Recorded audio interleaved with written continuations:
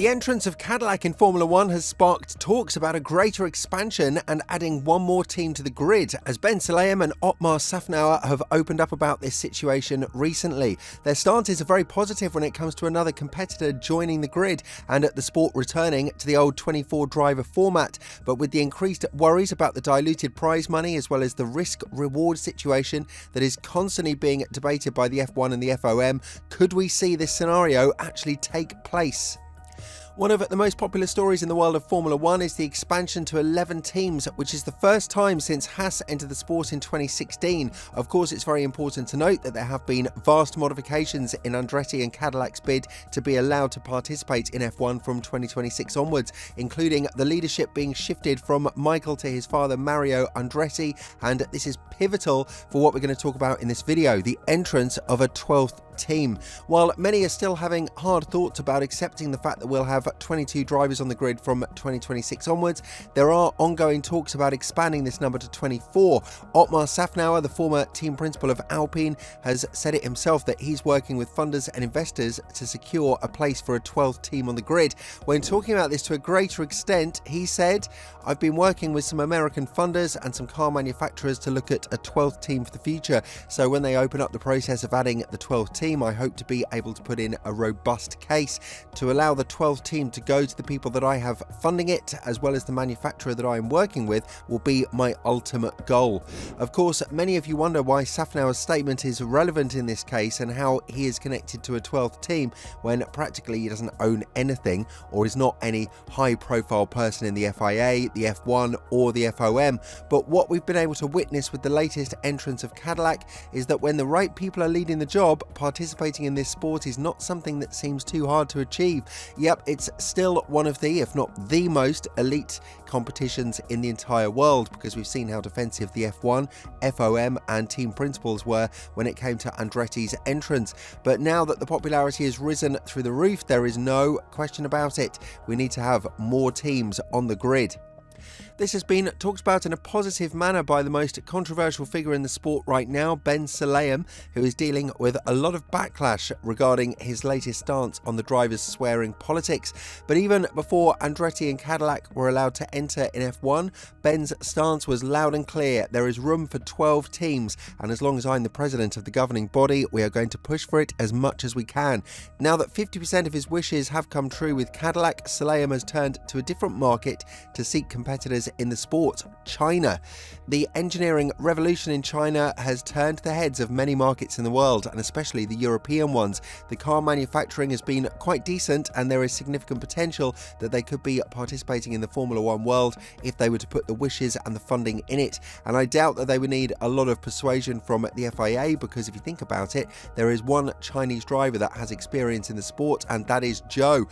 And we do remember that one of the primary reasons why Ferrari decided to sign Zhou as their reserve driver, apart from his F1 experience, was his influence on the Chinese market and the money he brought with him thanks to the sponsors who stood behind his back. Now he can be used as a perfect negotiator to not only find a Chinese investor but an engine manufacturer as well. When talking about it in an interview with the French media Le Figaro, Ben Sulayem was asked as to whether or not a Chinese piece was missing to the puzzle called the F1 grid, to which he replied, "You read my mind. It's been my dream for the last 2 years that the big country should have a presence in Formula 1. The United States will be with General Motors. The next step is to welcome a Chinese manufacturer. We already have a driver. Should we think in terms of quantity or quality? We need quality teams." And whether we like it or not, it has been brought to our attention that money rules this world of Formula 1, which means that if investors and engine manufacturers are to be found from China, then the globalization of Formula 1 will expand to 12 teams on the grid.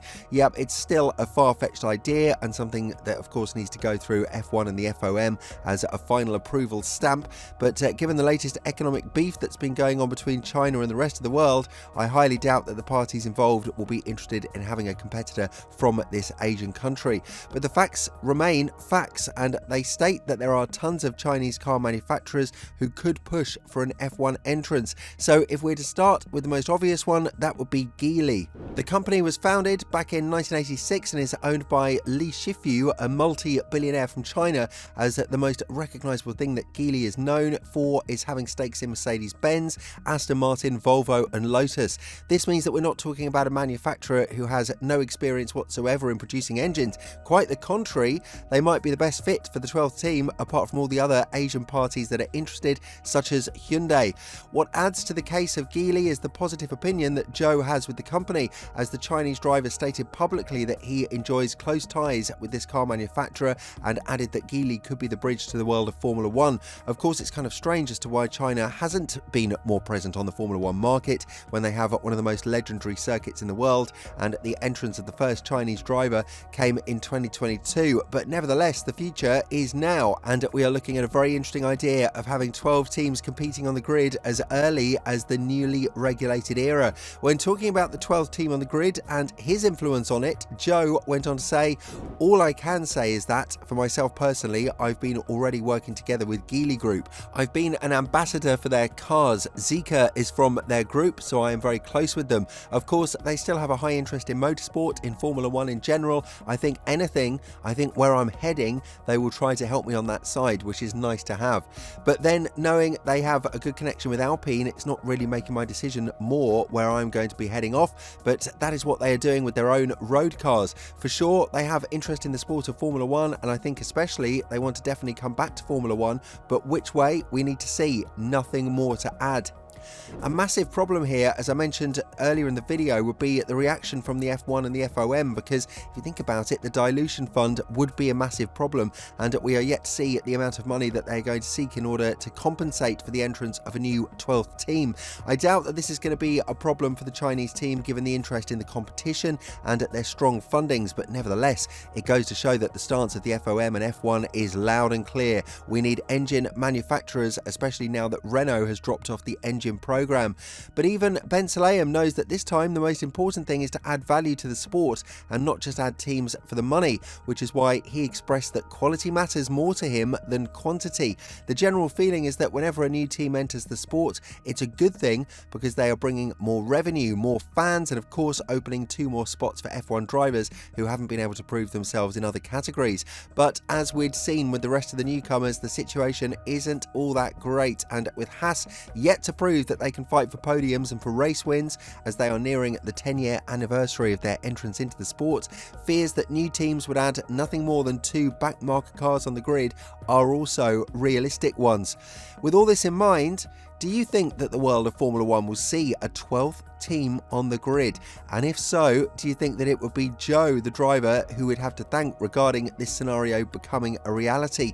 Let us know in the comments below, and if you're interested in the latest drama between Stroll and Aston Martin, make sure to check out the video that's appearing on your screen right now.